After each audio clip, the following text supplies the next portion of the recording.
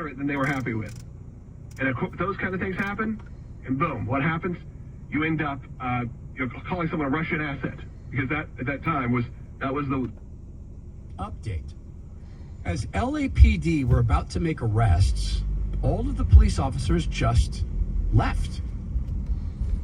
I've never seen anything like this.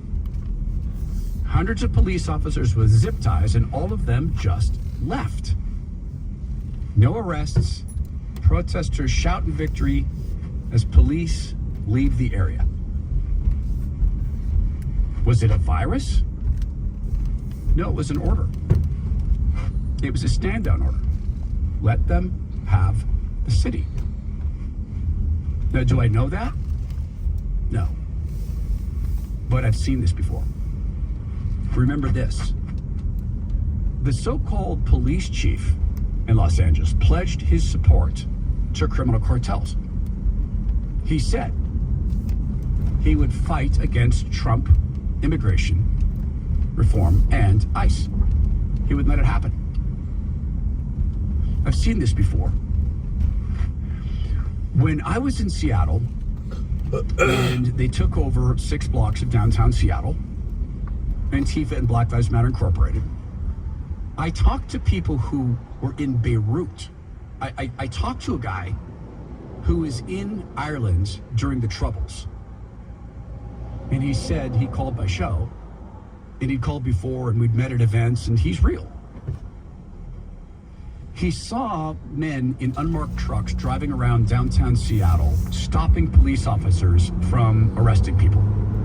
I'm saying a truck full of men with guns rolling up to where police were about to arrest protesters and jumping out of their truck. I watched protesters allowed to destroy, burning, smashing, destroying the equipment of 40 or so Asian-owned businesses. Those business owners had nothing to do with George Floyd. I watched rapes and murders, but I didn't watch them. I watched the murders via video. I saw the results of the rapes, all in an autonomous zone. Then there was the night that I decided as a media person to go in to the occupied zone. And there were guys from the John Brown Gun Club, which is an Antifa offshoot, with their ARs, who tried to stop me. I started to walk in the park. They said, "You're not going in there." I said, "Hey, if we're gonna have a gunfight, let's do." The guy said, "Is that worth dying for?" I said, "Yeah, it is. It is, yes, my First Amendment right is worth dying for." I've seen this before. This was phoned in.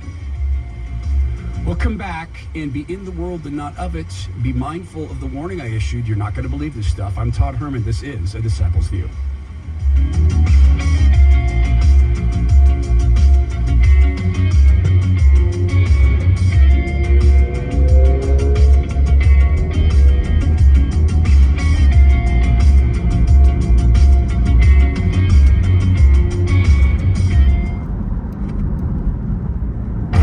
This is Viewpoints with Kirby Anderson.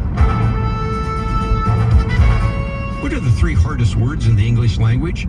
Perhaps you've heard that the 3 hardest words to say in the English language are "I love you."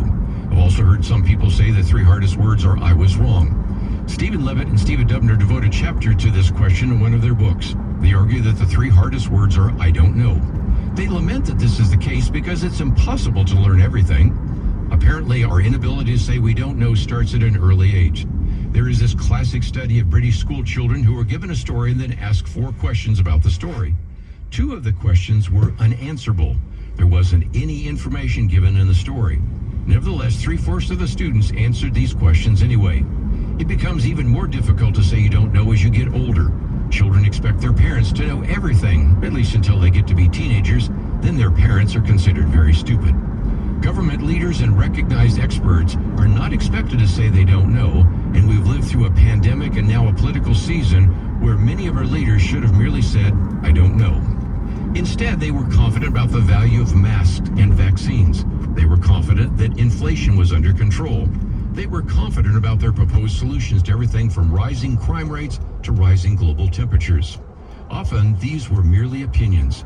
As Daniel Patrick Moynihan observed, everyone's entitled to his own opinion, but not to his own facts.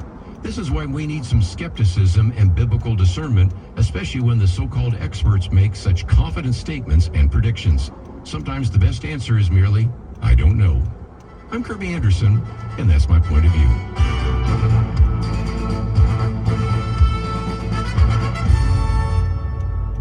For a free booklet on a biblical view on big data, go to viewpoints.info/data. That's viewpoints.info/data. AFA Stream is your source for inspirational, informational, educational, and entertainment video content from American Family Association. You'll find documentaries like Culture Warrior, Don Wildman, and the Battle for Decency. Television in those days would be considered extremely mild as to what's available today. You can access educational curriculum like Body of Evidence. And there the Lord says, the hearing ear and the seeing eye.